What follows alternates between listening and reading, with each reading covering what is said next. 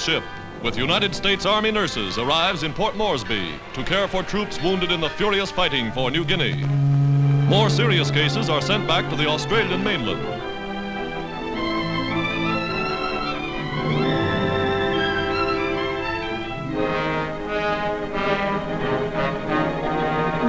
Well-dressed and equipped for service in the tropical climate, the American girls, accompanied by Australian nurses, called sisters, come ashore to staff field hospitals near the front.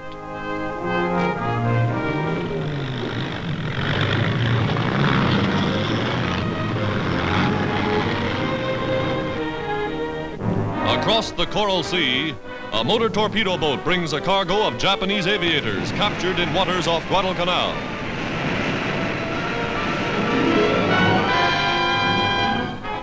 These prisoners of war are lucky. The Japs have lost more than 800 planes in 5 months of fighting in this area alone.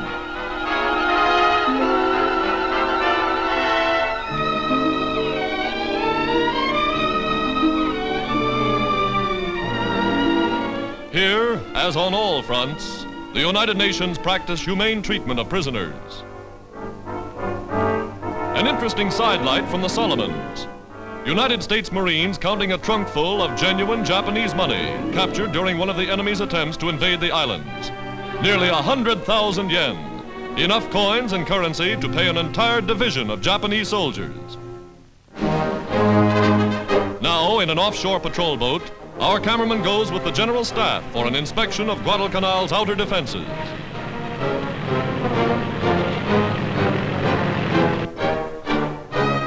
Directing the campaign, the officers arrive at their advanced positions just as artillery opens fire. Powerful 105 and 155 millimeter howitzers blasting the Japs from their last positions on Guadalcanal.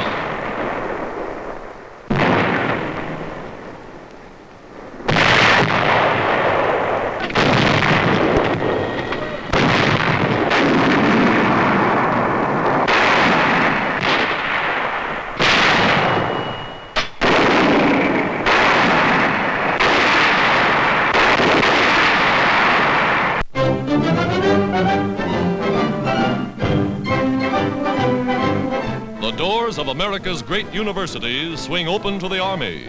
At Yale University, one of the biggest and oldest, 3,000 officer cadets come to complete their training for the Army Air Force.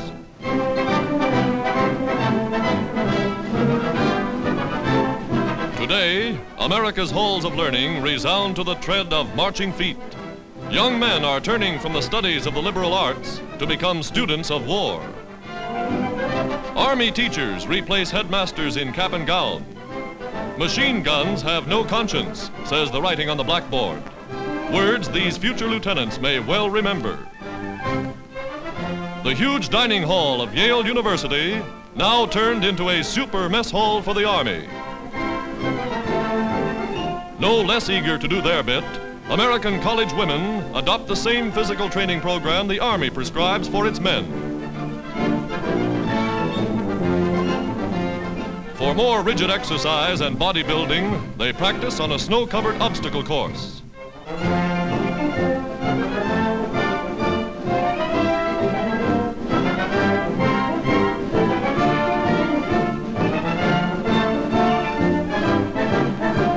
Purely recreational sports are discouraged while the country is at war.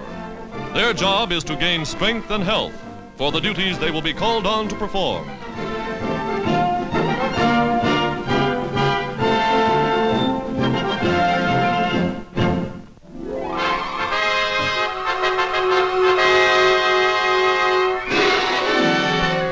Navy dirigible pilots get their first lesson in lighter-than aircraft from hydrogen-filled balloons.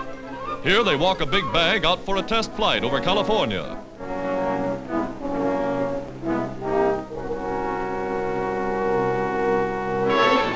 Today, small patrol dirigibles are proving highly successful in spotting enemy submarines.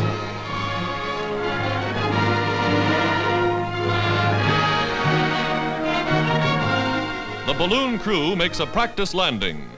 Expert navigation steers the huge ball to just where they want it to come to Earth.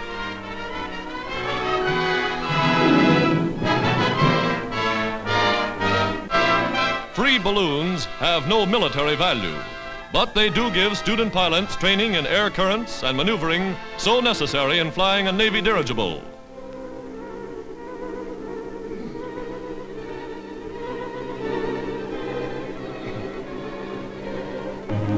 A ripcord opens the fabric of the balloon and the big bag collapses to be folded for a future flight. The shadow of the dirigible is already a menace to submarines.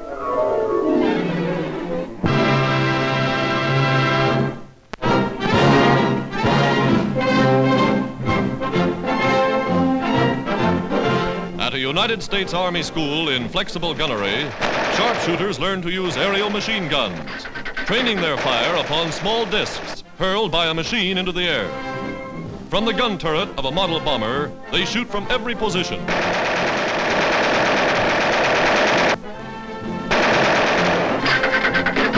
Trying to hit the tiny, moving targets is the best training possible. When they pass this test, they're real flying sharpshooters.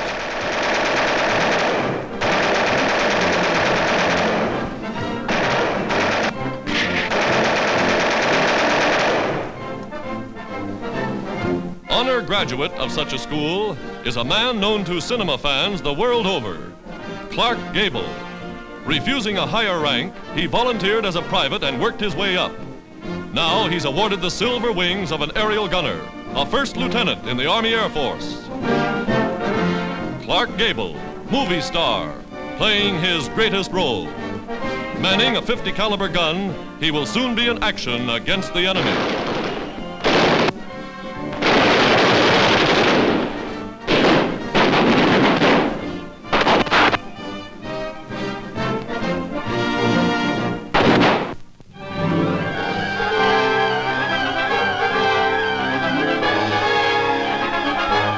"1,500 miles from England, American parachute troops rest on a landing field in Algeria after making the longest airborne invasion of the war. Now, accompanied by British aerial infantry, who well know the North African countryside, they board giant United States transport planes to seize an important military objective in Tunisia.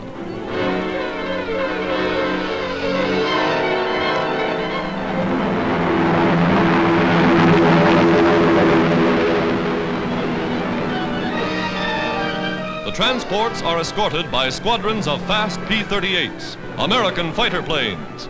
Part of the trip is over the Mediterranean. Now, coming in over the coastline, they're nearing enemy-held territory.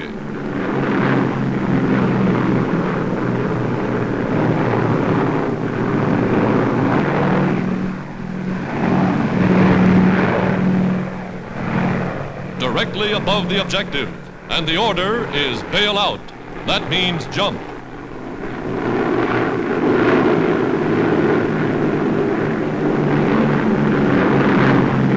Landing in force, they take the vital North African airdrome at Souk El Arba, just 5 minutes before German planes bent upon the same mission were driven off.